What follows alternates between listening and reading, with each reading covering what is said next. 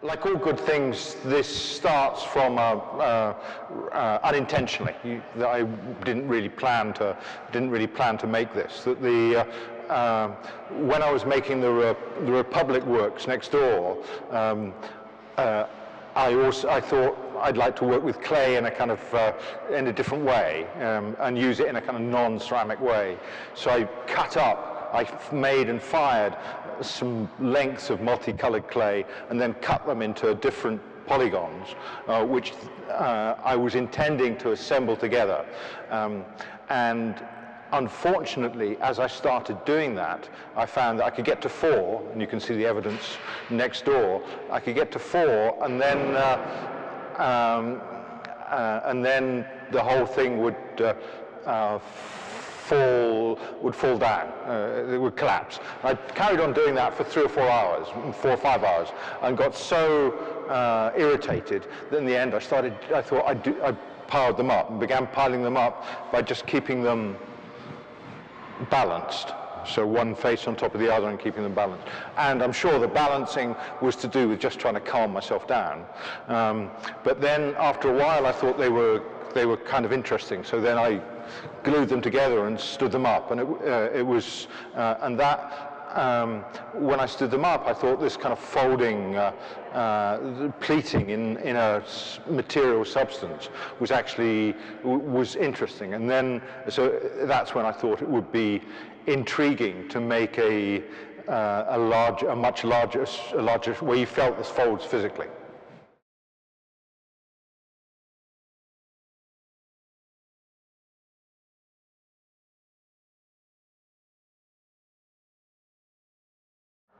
Titling is mostly an after-the-fact process for me, rather than a before-the-fact. I've been working on these things on and off for 3 years or more. They're not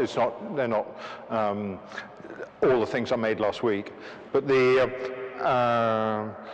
and they clearly fall into groups, and so there's a group of republics. The sculptures were made monochrome, and I suppose there's some kind of subliminal association with that kind of monochrome and certain political developments that have happened very recently, like the Orange Revolution in Ukraine, or the Jasmine Revolution in Tunisia, or the etc. So that color and politics, as always, have become very strongly associated, and there's a certain kind of Soviet look to the red one. So there's there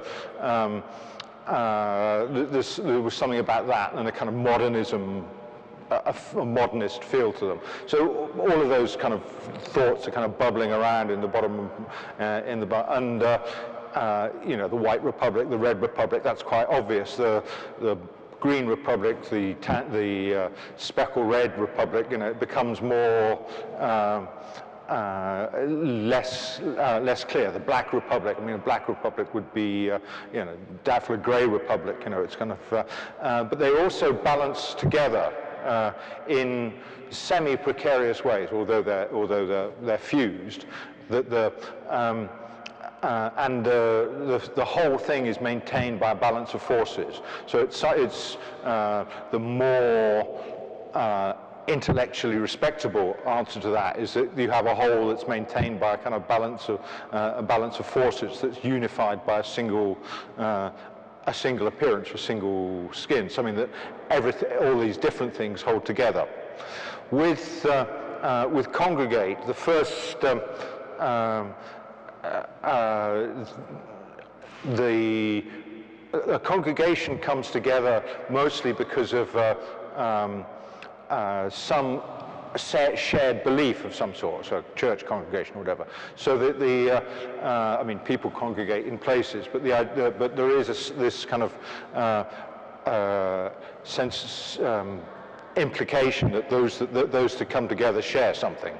So with Congregate, although the parts are clearly separated, they even have little gaps between them, and they're all different shapes. There is also a single overall shape, so the whole thing comes together to form one one whole. They kind of they stick together in a different way from the way that the Republic sticks together. The alphabet works came out of drawings of a series of drawings where I was dividing up shapes, and also with some idea of kind of flattened shapes. You know, what would a three-dimensional shape be like if you ran a kind of steamroller over it, and you got this kind of flattened profile. So that but when I'd done the drawings, there were 26 of them, so that the alphabet seemed to kind of, in that case, alphabet seemed like an obvious title for 26 different things which have something in common. And fold is a very interesting word.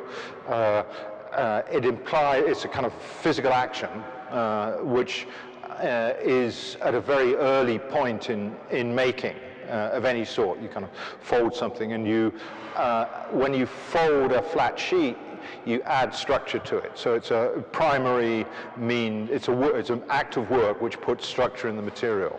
And you know, from the very early on in my practice, I've kind of pointed out that the fold is a kind of very important way of working with material. But also it's a way of that. It's something that happens to fabric. It's a kind of you even get folds in the fabric of space-time, as where two parts of space-time come closer, so you can apparently travel in space and time through a fold.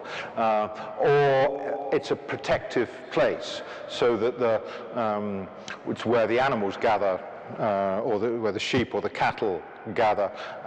Enfolding is a kind of protective in layering, and also it exists. When I was trying to think about the title, and I thought, fold, I stepped off the train, and it said, "Welcome to the fold," and which was a very clever way of saying you're allowed to bring folding bicycles onto the train. You know, so it was a kind of really but that, you know, "Welcome to the fold" is. A bit like congregate, but you know, kind of somehow the joyous sense that you share, you share something with us.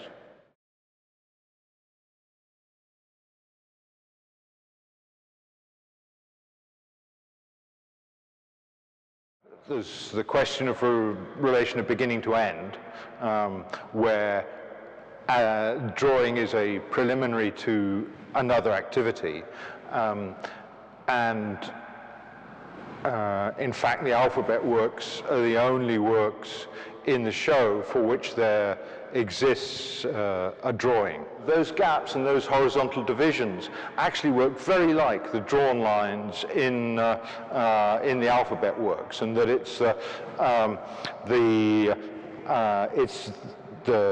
alphabet works. The drawn line acts as a kind of gap. And then the thickness is built out from the kind of from the drawn line. So the drawing, it perhaps shows easiest on this aluminium one here, is that what's missing on the work, what you can't see, the gap between the two things, is the drawing.